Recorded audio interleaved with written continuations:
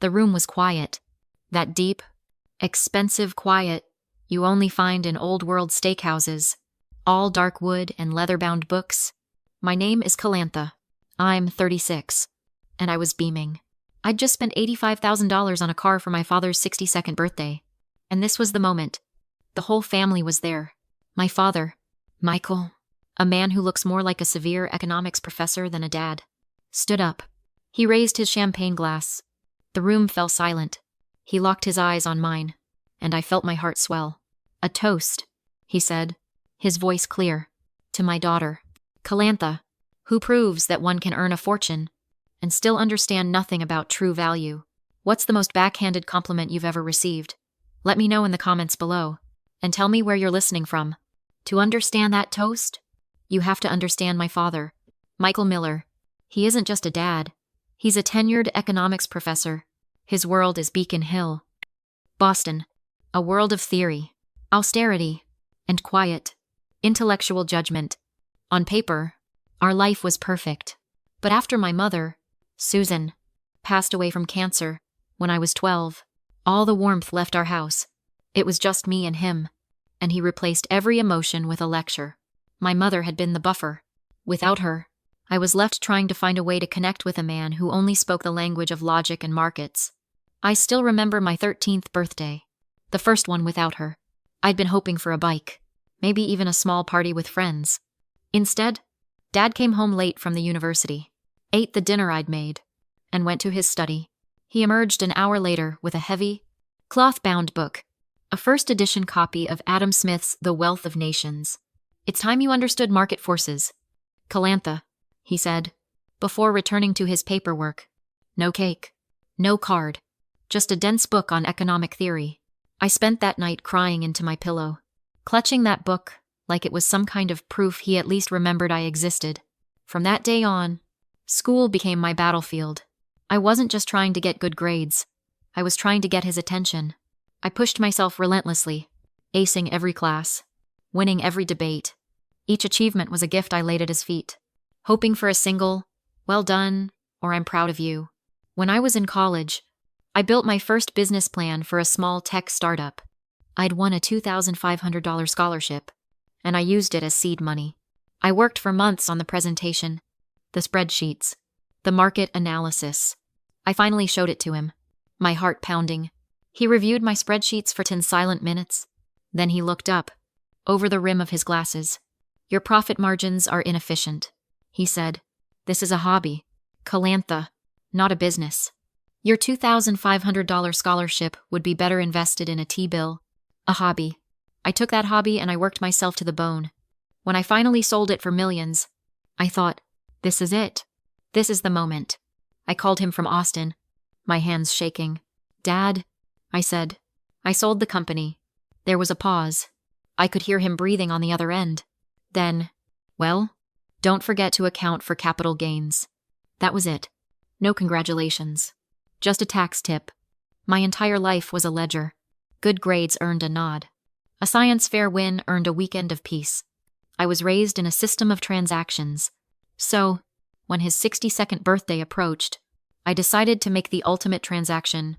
I remembered him talking, just once, years ago, about the 1968 vintage sports car he and Mom had always wanted.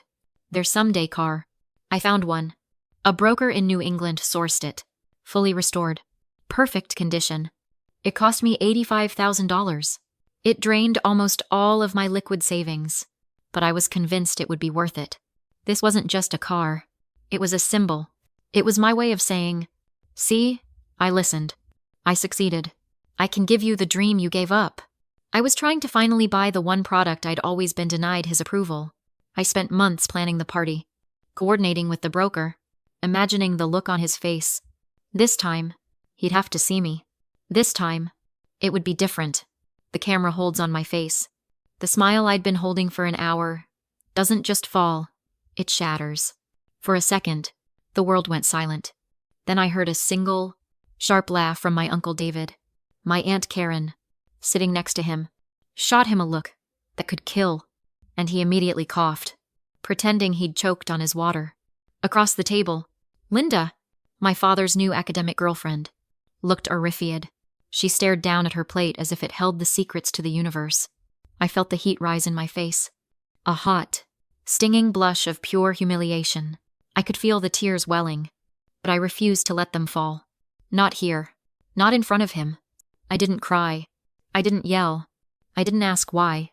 In that moment, I realized a truth I'd never understood. You don't have to win the argument. You just have to protect your dignity. I stood up slowly. The scrape of my chair against the hardwood floor sounded deafeningly loud in the silent room. I placed my heavy linen napkin neatly on the table, and without a single word, I chose dignity over drama. I turned, and I walked out. I walked past the bar, where people were laughing, oblivious. I walked past the host stand. I pushed open the heavy oak doors and stepped out into the cold, damp Boston night. The air hit my lungs, and it felt like breathing for the first time. I got into the back of an Uber I'd called from the lobby. Only then, in the darkness of the back seat, did I let a single, hot tear roll down my cheek. I wasn't sobbing. I was consumed by a cold, sharp clarity. The next morning, I was in my sterile hotel room at 7 a.m. I hadn't slept. I was just staring at my phone, watching the pale light filter through the curtains. Then it buzzed. A text from Michael, my father. My heart leaped. Maybe it was an apology. Maybe he'd woken up and realized what he'd done. I opened it. The text read, "You created an incredibly awkward situation last night. You embarrassed me in front of Linda." I stared at the words. My blood didn't just run cold. It turned to ice. I embarrassed him. There was no apology, no remorse. Just blame. I didn't reply. I couldn't. What could I even say? 10 minutes later, my phone buzzed again. Text number 2 from Michael. "Linda is very upset. You owe her an apology for ruining the evening." This time, I almost laughed. It was so absurd. The suffocating lack of self-awareness. The sheer nerve of it. I owed his girlfriend an apology. My phone started ringing. "Michael?" I hit ignore. It rang again. Immediately. "Michael." I hit ignore again. A few seconds later, a new text notification appeared. "This is childish. Calantha, I am flying to a conference at noon. I expect you to have the keys and paperwork for the car on my desk before I return. We will discuss your immature behavior then." I read that last text 3 times. He wasn't just unapologetic. He was doubling down. He was demanding the $85,000 gift he had just publicly mocked and humiliated me for giving him. He saw my pain as immature behavior. And that car, he saw it as his right. I read that final text. The demand, the entitlement, the complete lack of empathy. Something in me snapped. But it wasn't an emotional break. It was a professional one. I'm the co-founder of a successful tech company. I know how to sever a bad contract. I picked up my phone, but I didn't text him. I went to my contacts and called James, the classic car broker. He picked up, his voice cheerful. "Ms. Miller, how did he like it? It's a beauty, isn't it?" I took a breath. "It is, James. It's perfect. Listen, there's been a change of plans. I need you to relist the 68. There was a long silence. Excuse me," he finally said. "Is something wrong with the vehicle? We can have it picked up." "No, nothing is wrong with the car," I said, my voice steady and cold. "The situation has just changed. I need you to sell it." He sounded deeply uncomfortable. "Well, of course, Ms. Miller, but you understand? As a brokerage, relisting so quickly, as per our contract, there's the $5,000 commission fee to reacquire and sell." "Yes," I cut him off. "The $5,000 fee is fine. Please, just handle it. Wire the remainder to my account." I hung up. It was done. $5,000. It stung, but it felt like the price of freedom. Then, I opened my text chain with Michael. I typed one. Simple, cold sentence. "The matter of the car has been handled. It is being resold by the broker. Do not contact me again." I hit send. Then I blocked his number. Then I blocked Linda's. Then I blocked my Uncle David's.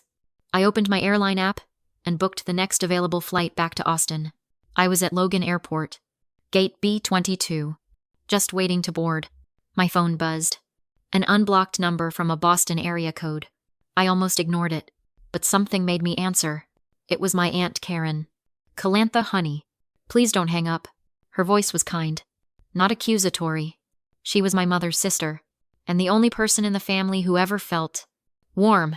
I stayed quiet. "What your father said," she began, her voice shaking a little, "was the cruelest thing I have ever heard. There is no excuse. I want you to know that." "Okay," I said, my voice flat, dead. "But," she hesitated, "I think you need to know why." "Why what?" Aunt Karen the first snapped. "Why he's a monster." "No, honey," she said gently. "Why that car?" I waited. What did she mean? Aunt Karen took a deep breath. "That 1968 sports car? It wasn't just his dream car. It was their car. His and Susan's. Your mother's?" My stomach just dropped. I had to lean against the terminal window. I felt dizzy. "He never told you, oh." "Michael," she sighed. "They were saving for it. Calantha. They had a picture of it on the fridge for years. It was their someday car. For when he got tenure and the kids were older." I couldn't breathe. "When your mom got sick," Karen continued, her voice cracking, "all that money, all of it, went to her medical bills. Every last cent. And after she was gone, he never spoke of it again. He took that picture down. He put that dream, and all his grief, into a box, and buried it. He buried everything. He never told me." I whispered. "Of course not," Karen said. And now she was weeping softly. "Honey, when you showed up with that car, with that exact car, you didn't just give him a gift. You resurrected a ghost. You unintentionally dug up the one piece of pain he couldn't bear to look at." She paused, and her next words hit me like a physical blow. "He didn't lash out at you, Calantha. He lashed out at it. At the reminder of everything he lost." My flight started boarding. I just stood there, completely frozen, the phone still pressed to my ear. 2 days later, I was back in my condo in Austin. The sun was streaming through the floor-to-ceiling windows, but my apartment felt cold. I'd been walking around in a daze, processing Aunt Karen's call. The anger was still there, a hot coil in my stomach. But now it was tangled up with this profound, tragic new information. He wasn't just cruel, he was broken. And I had, completely by accident, taken a hammer to the cast he'd built around his heart. I didn't know what to do with that. My laptop pinged. An email?